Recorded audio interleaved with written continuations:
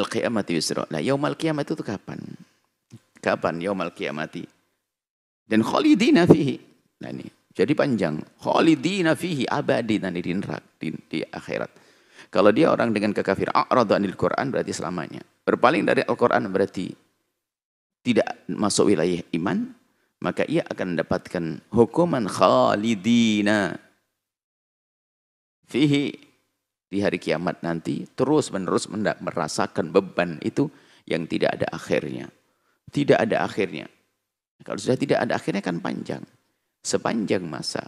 Jika dunia 1000, 10.000, 2000, itu pendek. Jika hukum akhirat ini panjang tidak berbatas. Lalu hukum dunia, biarpun dikatakan bumi atau kehidupan di dunia sudah bahkan dikatakan puluhan ribu tahun, jika itu diletakkan dalam kehidupan di akhirat pun nggak kelihatan. Sangat sedikit sekali. Dibanding hidupnya panjangnya kehidupan di akhirat. Bahkan tidak bisa dibandingkan sama sekali. Ternyata kehidupan dunia yang segini, yang ribuan tahun masih dianggap sedikit dibanding kehidupan di akhirat nanti. Kemudian, kehidupan kita secara pribadi ini ternyata juga sangat pendek dan pendek sepanjang umur apapun dibanding dengan kehidupan dunia. Yang sudah berlalu ribuan tahun. Jadi kita ini adalah punya masa yang sangat pendek sekali di dunia. Dibanding kehidupan dunia, kita pendek di dalam pendek. Pendek umur kita dibanding umur dunia. Dan umur dunia ternyata sangat pendek dibanding umur akhirat. Disebutkan khalidina fihi. Selamanya dia, karena dia berpaling dari Al-Quran. Tidak menerima pendidikan Al-Quran. Wasa'alahum yawmal qiyamati himla. Dan sejelek-jelek beban yang ia bawa. Wasa'alahum sejelek-jelek bagi mereka. Yawmal qiyamati di hari kiamat himla yang ia bawa. Maksudnya dosa itu adalah sejelek-jelek bawaan. Lo kok membawa dosa. Lagi lapar membawa racun. Gitu loh. Ke akhirat membawa dosa bukan membawa amal baik. Yang dibawa adalah dosa. Karena yang dibawa dosa maka beban dia. Tersiksa dia. Berat dia. Hari kiamat itu kapan? Yauma yunfakhu fis-sur. Yauma yunfakhu fis-suri. Yaitu di saat ditiupnya sangkakala. Ditiupkan trompet. Ada peniupan trompet. 2 kali peniupan trompet. Pertama kali trompet ditiupkan. Dihancurkannya semesta. Penghuni-penghuni. Mati semuanya. Nufikha fis-suri. Fasa'iqa. Fasa'iqa. Tersungkur. Mati. Seterungkur. Hilang kesadaran. Man fis samawati wa man fil ardi. Semua yang di langit dan di bumi. Ila man sya'allah. Kecuali beberapa makhluk yang memang Allah kecualikan. Di antaranya malaikat peniup trompet sendiri tidak mati. Ada, jadi semua ada pada mati kita. Hingga nanti setelah itu akan ditiupkan trompet yang kedua kali, yaitu dibangkitkan dari padang mahsyar. Ditiup trompet yang pertama, berakhir kisah kehidupan manusia. Setelah itu baru ada peniupan trompet yang kedua, dibangkitkan semua manusia. Inilah saatnya. Yang dikatakan saat mulai tampak terasa membawa beban dosa karena pengingkaran kepada Al-Quran. Wa nahsyurul mujrimina yawma idzin zurqa. Nahsyuru akan kami menggiring Allah, menggiring orang-orang pendosa-pendosa itu akan digiring di padang mahsyar setelah ditiup trompet yang kedua, sangkakala yang kedua, kemudian mereka bangkit. Kemudian digiring dalam keadaan orang-orang jahat ini. Pendosa-pendosa ini zurqa. Zurqa ini adalah biru. Biru. Jadi ternyata warna biru ini warna menyeramkan. Orang dipukul memer jadi biru. Wajahnya dihajar habis biru. Membiru. Ini gambaran tentang suasana yang mengerikan di padang mahsyar. Yang mereka ketakutan. Dan mereka ketakutan sehingga dikiring wajah-wajah mereka adalah tampak biru. Zurqa. Menyeramkan. Artinya dalam keadaan dia tidak baik-baik. Bukan seperti yang lainnya, ada hamba yang digiring di padang mahsyar laksana kilat. Sekejap, bahkan dikatakan padang mahsyar yang puluhan ribu tahun. Itu hanya dilewati oleh orang-orang pilihan Allah, para kekasih Allah. Dirasakan oleh mereka seperti ma baina dhuhri wal asri. Seperti di antara waktu zuhur dengan asar. Singkat sekali. Seolah-olah baru dikumpulkan, tiba-tiba sudah di tengah-tengah surga. Nah inilah orang-orang yang beriman. Tapi yang a'rada, yang berpaling dari Al-Quran, dia ketakutan di padang mahsyar, kebingungan. Tidak ada tanda kalau ini ke arah barat, atau ini ke arah timur, ini menuju kemana, enggak ada. Kalau bahasanya seperti orang diiteri, diayak. Kalau ada ada ibu-ibu dulu, zaman dulu dengan satu namanya tampah begitu, yang bulat begitu, kemudian kita ada padi atau apa, kemudian kita gerak-gerakkan begitu, kita putar begitu. Ya begitulah keadaan orang di padang mahsyar, sebab ke barat dan ke timur sama-sama enggak ada tandanya. Sama-sama enggak jelas arahnya mau kemana ini, cuman tiba-tiba mereka pada akhirnya dihadapkan kepada jembatan Shiratal Mustaqim. Di antara mereka ada yang melihat tapi kecil banget dan dia harus melewatinya, sehingga tidak lama kemudian pun juga akan kecebur ke neraka. Ada lagi yang sama sekali tidak melihat, tapi kenapa disuruh masuk dan berjalan, lalu kecebur ke neraka. Sehingga ada lagi yang berjalan dengan merangkak kelihatan, tapi kecil banget. Akhirnya di pertengah jalan sudah diambil oleh, disebutkan di kiri kanan sirat itu adalah ada besi-besi yang seperti yang bergigi, lalu akan mengambil orang-orang yang melewatinya. Ada yang melihat jalannya agak gede, tapi kenapa kok dia masih ketakutan? Ada yang dibukakan jalannya lebar sekali dan dia berjalan seperti orang lari kencang. Ada lagi orang yang berjalan seperti orang naik kendaraan. Bahkan ada orang yang melewati padang mahsyar seperti kilat. Semoga Allah menjadikan kita melewati Shiratal Mustaqim laksana kilat. Sehingga menjadikan tampak dan tidak tampaknya jembatan tersebut adalah amal kita. Pendosa-pendosa tidak akan melihat karena harus merasakan neraka. Yajin sisrun mamdudun ala matni jahannama. Mereka menyebutkan adalah satu jembatan yang ditegakkan di atas jahannam, yang enggak bisa nyebrang, terjerumus masuk ke dalam neraka. Ini kemudian di saat mereka digiring, belum sampai ke neraka, di saat digiring itu Anda sudah merasakan tersiksa. Panasnya luar biasa. Panasnya luar biasa. Karena bumi itu diganti oleh Allah menjadi bumi yang putih. Bangunan yang selama ini kita saksikan rata semua tidak ada. Dirubah menjadi hamparan semuanya. Enggak ada pepohonan-pepohonan untuk kita bisa berlindung. Enggak ada pos kubu-kubu, tidak. Semuanya bayangkan, putih. Semuanya putih. Bagaimana tidak membingungkan? Saya tadi dari sana atau mau ke sana? Itu enggak sadar. Cuma noleh begini sudah bingung, kok sama-sama. Dan bingung. Kemudian dikatakan matahari sejengkal di atas kepala kita. Mengerikan. Jadi suasana sangat menakutkan.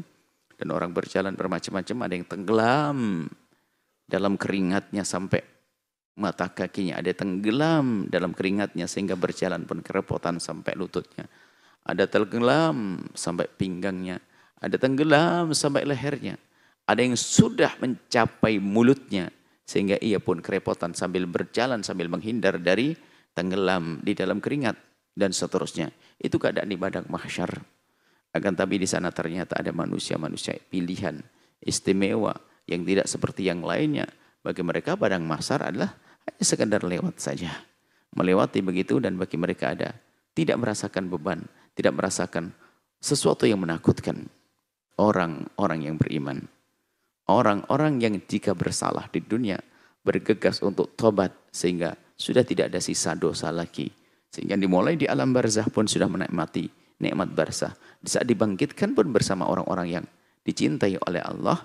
Bahkan banyak atau di antara mereka ini mendapatkan perlindungan dari Allah.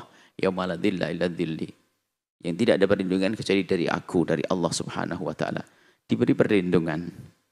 Ini keindahan sebagian para kekasih-kekasih Allah. Maka lihat, harus kita yakini ini semua akan terjadi. Kemudian setelah kita membangun keyakinan yang kuat, buatlah persiapan. Bagaimana agar kita nanti di saat berada di padang mahsyar kita tidak menemukan sesuatu yang memberatkan bagi kita. Yang ada adalah perjalanan singkat menuju surga, tidak menakutkan. Ini perlu amal yang banyak, perlu tobat yang banyak. Kemudian kisah mereka yang digiring, kisah mereka yang digiring di padang mahsyar, orang-orang mujrimin, pendosa-pendosa, pelaku-pelaku kejahatan, perusak-perusak kemanusiaan, maka dia digiring dengan keadaan wajah mereka yang menyeramkan, warnanya biru, birunya orang ketakutan, birunya orang tersiksa dan seterusnya. Kemudian di antara mereka yatahafatuna bainahum in labithtum illa ashra. Di antara mereka berbisik sambil ngomong. Karena perjalanannya dikatakan puluhan ribu tahun. Di padang mahsyar lebih dari 50.000 tahun dan sehari di sana beda. Ribuan tahun di padang mahsyar. Bukan, di samping itu lihat, dalam keadaan capek. Orang capek biarpun 2 menit lama banget. Kapan selesai? Jadi seperti itu. Kalau kita berada di sebuah tempat tidak nyaman, 10 menit kayak 1 jam. 1 jam kayak sehari.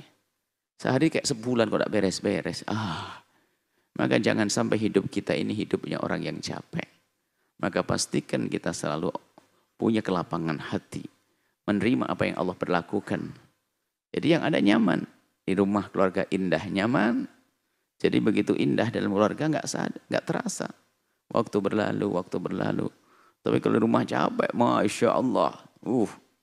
Berantem sama suami. Berantem sama istri. Capek hidup. Bertemu 5 menit saja kayak 1 jam. Maka begitu keadaan di padang mahsyar. Karena seseorang, dia dalam keadaan capek, merasakan ketidakenaan di padang mahsyar. Dengan mataharinya, dengan keringatnya, dengan suasananya. Maka waktu biarpun baru belum lama sudah terasa lama. Apalagi memang sesuatu yang betul-betul lama. Lama betul. Perasaan lama ditambah lama yang sesungguhnya. Lama dan lama. Sehingga di saat mereka bercerita tentang kehidupan dunia, kita di dunia kayak apa ya? Ngomong di antara mereka. Kayak 10 hari tok. Kayak sebentar banget. Jadi melihat keadaan di padang mahsyar, mereka mengingat keadaan di dunia. Ternyata di dunia yang mereka lewati adalah sangat sebentar. Maka yang ada penyesalan yang luar biasa. Kenapa sebentar aja aku kok susah patuh kepada Allah? Dan ini termasuk kasih sayang Allah kepada kita untuk tunduk patuh beribadah hanya dalam tempo 70, 80, 90, 100. Bukan selama-lamanya. Akan tapi kita suruh bekerja hanya dalam waktu yang singkat. Kemudian setelah itu kita memetik pahalanya. Nah ini seharusnya dengan ini kan kasih sayang Allah. Untuk berjuang di dalam hidup kita yang sudah terbatas ini. Untuk menggapai kebahagiaan yang tidak berbatas.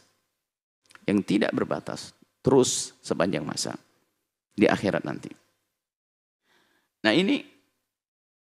Orang-orang yang dalam dosa. Kekejaman, kekejian. Dalam kemaksiatan. Maka dia menemukan sesuatu yang memberatkan. Di padang mahsyar.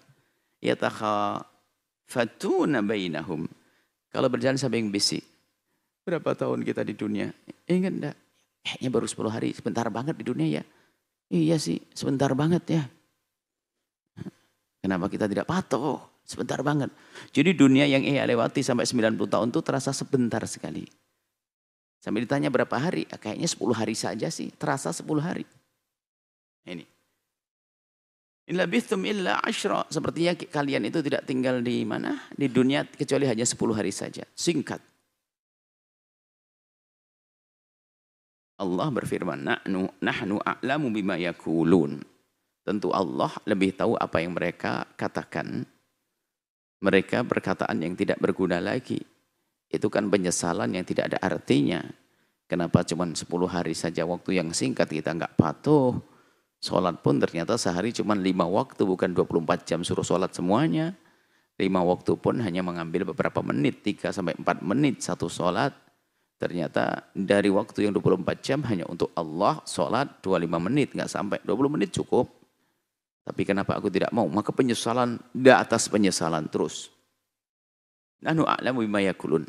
Allah Maha tahu apa yang mereka bincangkan, mereka omongkan, mereka bisikkan di antara mereka. Idh yaqulu amthaluhum tariqatan. Nah, ada yang berkata di antara mereka yang paling benar di dalam memaparkan, merasakan, menyampaikan di antara mereka amthaluhum, yang paling benar pendapatnya tuh ngomong apa? In labithum illa yauma. Kalian tidak tinggal di dunia kecuali hanya 1 hari. Wah, lebih sempit lagi. Maka yang paling benar yang mengucapkan di padang mahsyar nanti adalah yang mengatakan hidup dunia sangat singkat. Karena memang betul dibanding tersiksanya mereka sangat singkat. Disitulah maka semakin kuat penyesalannya. Ya Allah, suruh sebentar aja nggak mau sih. Akhirnya jadi gini, coba kita sabar sebentar di sana gitu. Coba kita sabar sedikit. Coba kita bertahan sedikit. Karena mereka tidak bertahan dengan menjaga selama tempo yang sangat terbatas, maka mereka akhirnya menyesal.